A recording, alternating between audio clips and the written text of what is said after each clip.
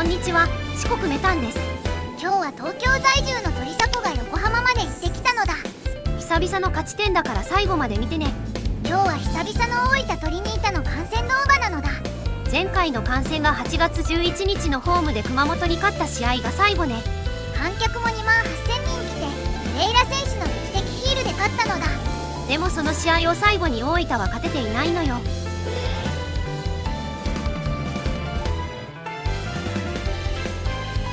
横浜駅に着いたのだ。東横線ならエスカレーターを上がって右に歩けばバスターミナルがあるから意外と迷わないわね。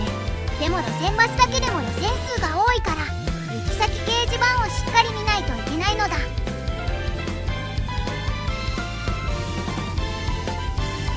ということで三沢競技場に着いたのだ。直近だと三沢競技場の改修工事を耳にするようになったわね。競技場に屋根をつけるかつけないかで行政との話し合いがもつれたままなのだ。ちなみに三沢競技場を管理している三沢公園にはテニスコートや運動場だけではなく馬術練習場もあるのよ。だから競技場に屋根をつけるかつけないかという話では終わらないのよ。三沢公園内に新たに競技場を作る案もあるからどの案にしても時間がかかるのは間違いないのだ。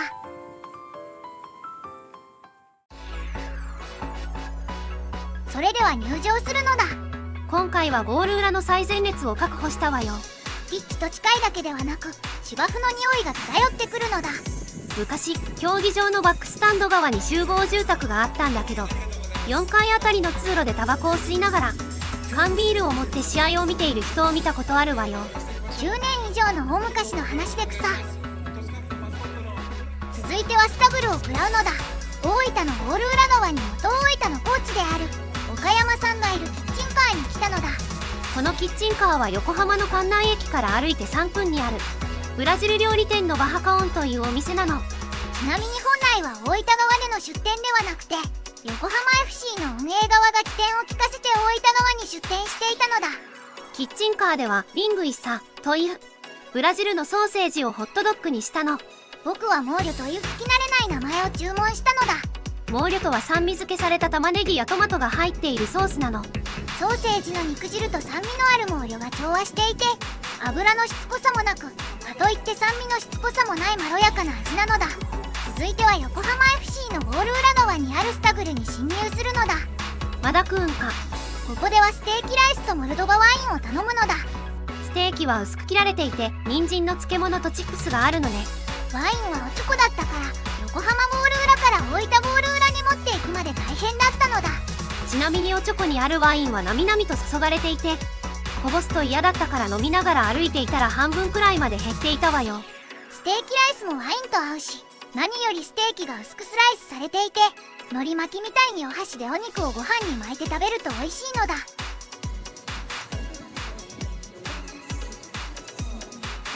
大分の選手たちが来たのだ。今の順位は17位で一方の横浜は首位にいるわよ。大分が17位にいるのだ。18位の栃木とは6ポイントだけど引き分けでもいいから勝ち点を確実に増やしていかないといけないわ。横浜 FC とは過去の対戦成績では圧勝しているけどこの試合は難しい試合になりそうなのだ。特に得点は24点と J2 ではワースト2位なのよね。今の大分のサッカーはパス回しがメインになっていてゴールどころかシュートを打つための段階でパスを奪われてしまうのだ。数字では見えにくいけどボールを持っている選手に対してのプレスが甘いから相手に自由にされているのが印象的だわ。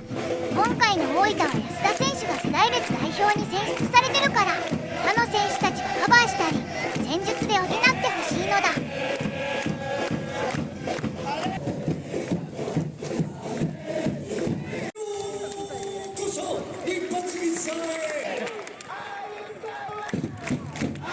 もうすぐキックオフなのだ。それでは今回の注目選手は野村選手に注目するのだ。配置的に見ても野村選手は中盤の低い位置からボールを組み立てると思うわ。それにさっきも話したけど安田選手の代わりとしても期待されているわ。それから横浜 FC はユーリー・ララ選手が欠場しているから横浜も横浜で中盤の戦い方が見ものなのだ。大分の選手たちがピッチでどれだけ横浜に通用するのか楽しみね。それじゃ試合終了まで守るのだ。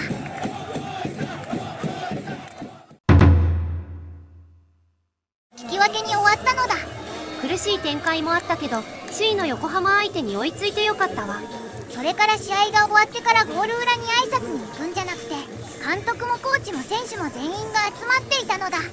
こういった光景が見れたのは前向きに捉えてもいいわね。試合を見ていて大分は横浜相手にも守備ラインが高くてボールをよく奪えていたのだ。もちろん大分の守備ラインが高すぎたゆえに失点はしたけれど、大分の守備ラインが下がっていれば横浜にサンドバッグ状態にされていたかもしれないわ。安藤選手も味方に守備ラインを高くするように統率していたし、彼自身も横浜戦をきっかけに守備の要として頑張ってほしいのだ。一方で大分はリーグ最小失点の横浜から得点を奪えたわ。同点ゴールも中盤から奪い取ってのカウンターなのだ。片野坂監督の思い描くゴールと言ってもいいわね。鮎川選手がゴールしてもすぐにキックオフをさせようとする気概が好きなのだ。それから池田選手と弓場選手が攻守に効いていたから、次節もこの2人が試合の展開を左右しそうね。怪我明けから戻ってきた選手がいるから、ある意味で復帰が最大の補強となるのだ。大分はあと6試合しか残されていないから、他の順位に目を取られずに確実に勝ち点を積み重ねていきたいわね。それじゃお家に帰るのだ。